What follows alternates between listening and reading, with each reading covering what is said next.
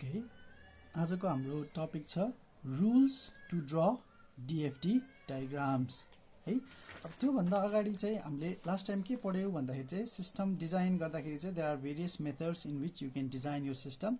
र एउटा मेथड भनेको चाहिँ through your data flow diagram है, जुनलाई चाहिँ हामीले प्रोसेस मोडलिङ पनि भनिन्छ है। So process modelling is done through the use of data flow diagrams DFD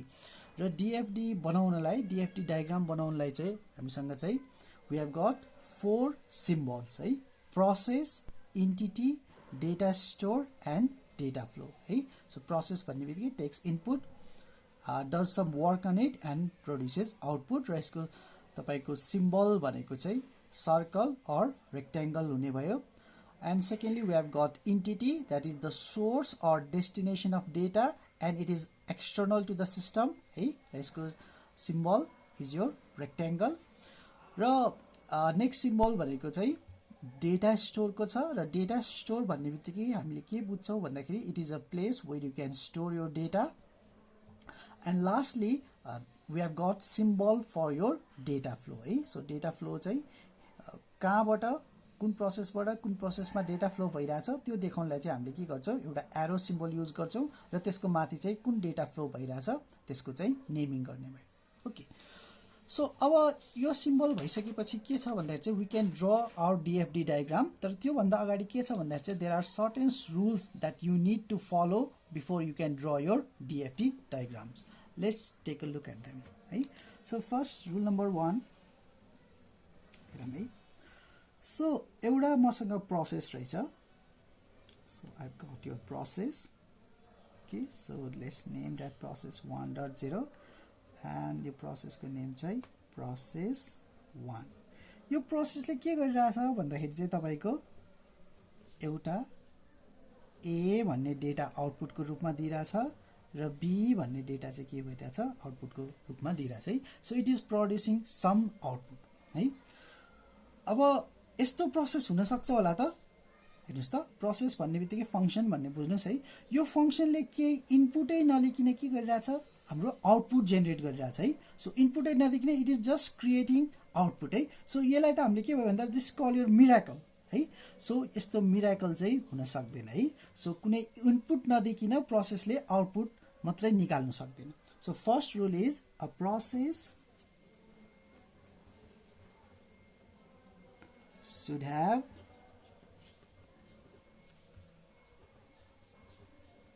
at least one भन्दा धेरै पनि हुन सक्छ, at least one input है। सो भन्ने बित्तिकै राइट वे के हो, हामीसँग एउटा प्रोसेस छ 1.0 सो प्रोसेस 1 र यसले आउटपुट A र B निकालेको छ भने एटलिस्ट एउटा चाहिँ के हुनु पर्यो, यो प्रोसेसमा इनपुट आउनु पर्यो है। Let's say C and this is the correct way to do it. Okay so rule number 2 है। एउटा प्रोसेस छ,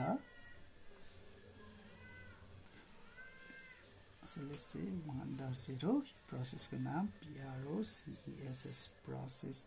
1। यसमा चाहिँ के रहेछ भन्दाखेरि चाहिँ I have got input A भन्ने रहेछ, इनपुट B भन्ने रहेछ है। हेर्नुस् अब यस्तो प्रोसेस हुन सक्छ कि सक्दैन होला, हेर्नुस् त यो प्रोसेसले इनपुट लिइरहेछ र कुनै पनि आउटपुट दिइरहेको छैन है। सो यसले त मेरो सबै डेटा के गरिदियो, खाइदियो है। सो यस्तो प्रोसेसलाई चाहिँ हामीले के भनिन्छ भन्दाखेरि चाहिँ ब्ल्याक होल है। सो ब्ल्याक होल भन्ने बित्तिकै बुझ्नुहुन्छ होला तपाईको चाहिँ के हुने भयो, डेटा लिइरहेछ, डेटा लिइरहेर चाहिँ this data is lost in the process है। यो प्रोसेसले चाहिँ त्यो डेटालाई कन्ज्युम गरेर कुनै पनि आउटपुट दिएको छैन भने यस्तो खालको प्रोसेस पनि हुन सक्दैन है। So black hole cannot exist है। सो यसको राइट वे भनेको के हो भन्दा अ प्रोसेस शुड ह्याभ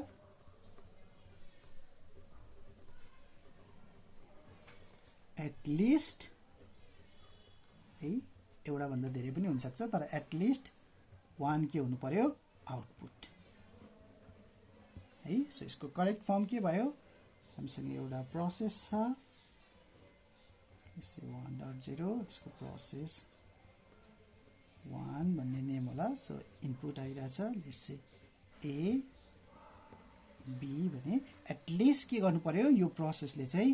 एउटा हामीलाई आउटपुट दिनु पर्यो है so that can firm of C है so process should have at least one output and one input है यसलाई कम्बाइन गर्यो भने यो दुईटा रुलले के भन्ने भयो process should have at least one input and one output okay so rule number 3 मा हामी जाउँ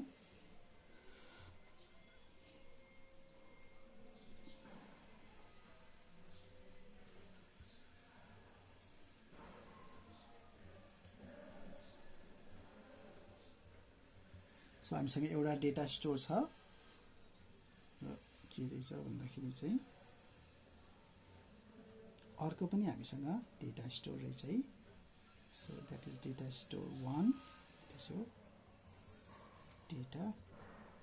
स्टोर 2 है सो डेटा स्टोर भन्ने बित्तिकै remember it is a place to store data है सो एउटा डेटा स्टोरबाट अर्को डेटा स्टोरमा के भइरहेछ डेटा फ्लो भइरहेछ भनेपछि एउटा फाइलबाट अर्को फाइलमा के भइरहेछ आफै तपाईको डेटा चाहिँ के भइरहेछ फ्लो भइरहेछ एउटा फाइलबाट अर्को फाइलमा अटोमेटिकली कपी भइरहेछ है यस्तो पनि हुन सक्दैन है एउटा डेटाबेसबाट तपाईको अर्को डेटाबेसमा चाहिँ डेटा चाहिँ के गर्न सक्दैन डाइरेक्टली ट्रान्सफर हुन सक्दैन है so data can not flow from one data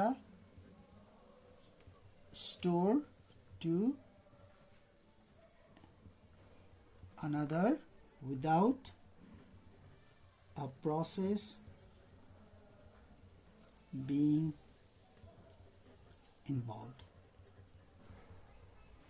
so directly एउटा डेटा स्टोरबाट अर्को डेटा स्टोरमा डेटा जान नसक्ने भयो यदि एउटा डेटा स्टोरबाट अर्को डेटा स्टोरमा चाहिँ तपाईले डेटा ट्रान्सफर गर्नुपर्ने छ भने के चाहियो एउटा प्रोसेस चाहियो है so the correct way to draw this is you have got your data store 1 है अनि यसको चाहिँ के छ भन्दाखेरि चाहिँ हामीसँग कुनै एउटा प्रोसेस होला 1.0 प्रोसेस यो डेटा स्टोरले के गर्यो कुनै ए भन्ने डेटा कुनै डेटा पास गर्यो भने यतातिर के अलिकति यता बनाएँ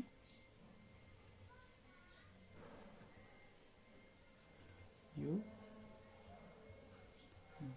डेटा स्टोर 2 भन्ने छ र यो प्रोसेसको थ्रु चाहिँ के गर्नु पर्यो यो डेटा चाहिँ पास हुनु पर्यो सो यो प्रोसेसमा लगाएर हामीले जोइन गर्नु पर्यो सो के गर्नु पर्यो एउटा डेटा स्टोरबाट पहिला त्यो डेटा प्रोसेसमा जानु पर्यो र त्यो प्रोसेसले चाहिँ के गर्ने भयो त्यो डेटालाई चाहिँ सेकेन्ड डेटा स्टोरमा लगेर चाहिँ के गरिदिनु भयो स्टोर गर्ने भयो okay so that's rule number 3 अब हाम्रो छ रुल नम्बर 4 एउटा एन्टिटी रहेछ ओके एन्टिटीको सिम्बल तपाईलाई थाहा छँदैछ so that is a rectangle ENTITY यो एन्टिटीले के गरिरहेछ भन्दाखेरि चाहिँ डेटा स्टोरमा लगेर के गरिरहेछ डेटा स्टोर गरिरहेछ है सो है एन्टिटीले के गरिरहेछ भन्दा चाहिँ डाइरेक्टली लगेर डेटाबेसमा के गरिरहेछ डेटालाई स्टोर गरिरहेछ यो पनि गर्नु पाइदैन है एन्टिटीले डाइरेक्टली चाहिँ तपाईलाई डेटा चाहिँ डेटा स्टोरमा अथवा चाहिँ डेटाबेसमा लगेर चाहिँ स्टोर गर्न पाउँदैन है सो डेटा अर्को rule data can not move directly from entity to data store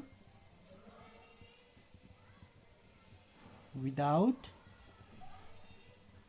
being processed.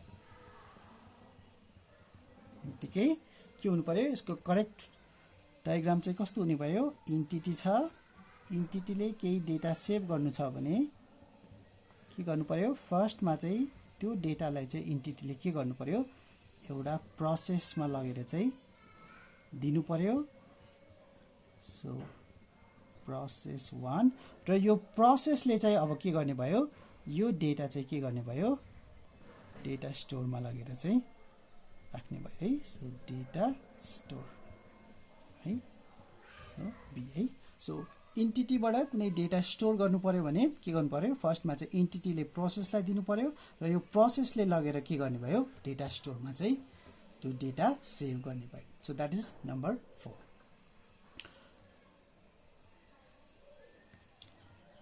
Number 5 so मसँग एउटा के रहेछ डेटा स्टोर रहेछ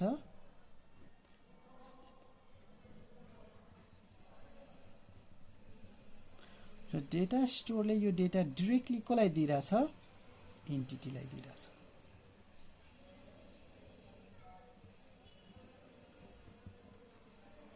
माथिको केसको ठ्याक्क उल्टे भयो है यो केसमा चाहिँ डेटा स्टोरबाट डेटा के भइराछ डाइरेक्टली एन्टिटीमा फ्लो भइराछ यस्तो पनि हुनु पाउँदैन है so this is also the wrong way to do it है यस्तो डीएफटी मा पनि यस्तो तपाईले डीएफटी डायग्राममा बनाउन पाउन्न है डेटा स्टोरबाट डाइरेक्टली एन्टिटीमा गएको correct way is data can not move directly from entity to data store without being processed है यसको ठ्याक्क उल्टे भयो सो यसको करेक्ट वे चाहिँ के हुने भयो फर्स्टमा हामीसँग डेटा स्टोर छ ओके सो डेटा स्टोर र डेटा स्टोरले एन्टिटीलाई कुनै डेटा दिनु पर्यो भने फर्स्टमा चाहिँ के गर्नु पर्यो त्यो डेटा स्टोरले त्यो डेटा चाहिँ के गर्नु पर्यो कुनै एउटा प्रोसेसलाई दिनु पर्यो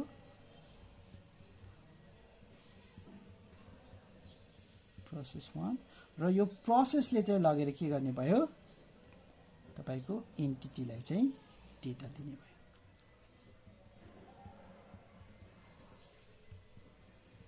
Okay, so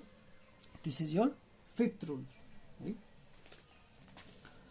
अर्को तपाईको 6th rule के छ भन्दाखेरि चाहिँ यसको अलिकति एक्सटेन्सन एउटा एन्टिटी रहेछ